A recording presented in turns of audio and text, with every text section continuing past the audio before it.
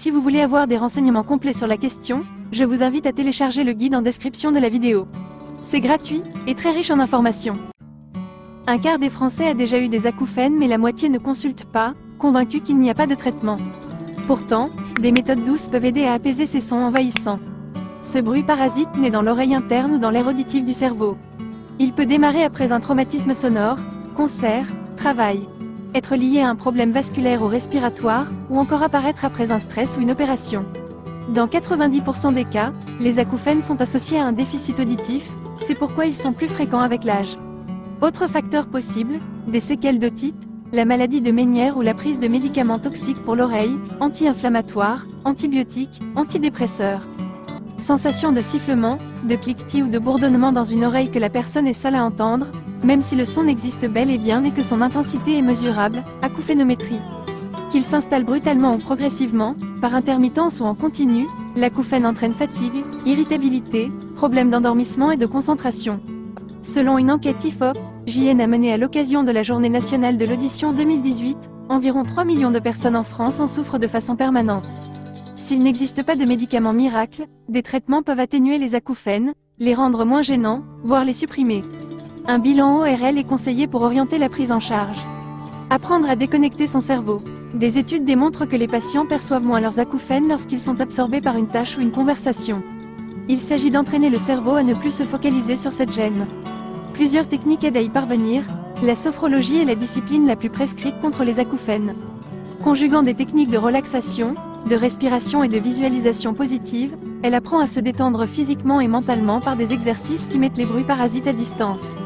Mêler des techniques d'habituation et de gestion du stress procure un mieux-être immédiat. En 3 ou 4 séances et un entraînement quotidien à la maison, la sophrologie soulage. La relaxation, le yoga ou l'hypnose et toutes les techniques de gestion du stress donnent aussi des résultats appréciables. Une étude publiée en 2017 dans la revue Psychotherapy and Psychosomatics a démontré que la méditation de pleine conscience atténue la sévérité des symptômes. Les thérapies comportementales et cognitives peuvent aider les personnes anxieuses ou déprimées à mieux accepter les sons indésirables. Un appareillage adapté est prescrit par l'ORL en cas de baisse auditive associée, car mieux entendre contribue à noyer l'acouphène dans d'autres bruits. L'appareil peut être combiné à un générateur de bruit blanc d'intensité faible qui détourne le cerveau des sons parasites. Les résultats sont souvent spectaculaires. Ça peut marcher aussi. L'aromathérapie est une bonne idée en cas de problème de circulation, l'hélicryse italienne ou le cyprès vert. Appliquez 2 gouttes d'huile essentielle en massant autour de l'oreille jusqu'à amélioration. Le ginkgo biloba ou le mélilo en teinture mère. 40 gouttes dans de l'eau 2 fois par jour. L'acupuncture peut traiter les problèmes cervicaux sous-jacents, environ 15 séances pour une efficacité optimale. 2 ou 3 séances aident à soulager les acouphènes liés au choc psychologique ou au stress.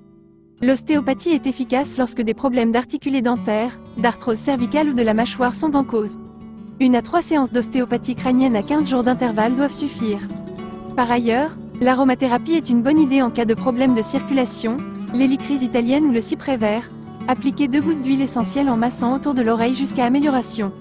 Le ginkgo biloba ou le mélilo en teinture mère. 40 gouttes dans de l'eau 2 fois par jour. L'acupuncture peut traiter les problèmes cervicaux sous-jacents, environ 15 séances pour une efficacité optimale. 2 ou 3 séances aident à soulager les acouphènes liés au choc psychologique ou au stress. L'ostéopathie est efficace lorsque des problèmes d'articulés dentaires, d'arthrose cervicale ou de la mâchoire sont en cause.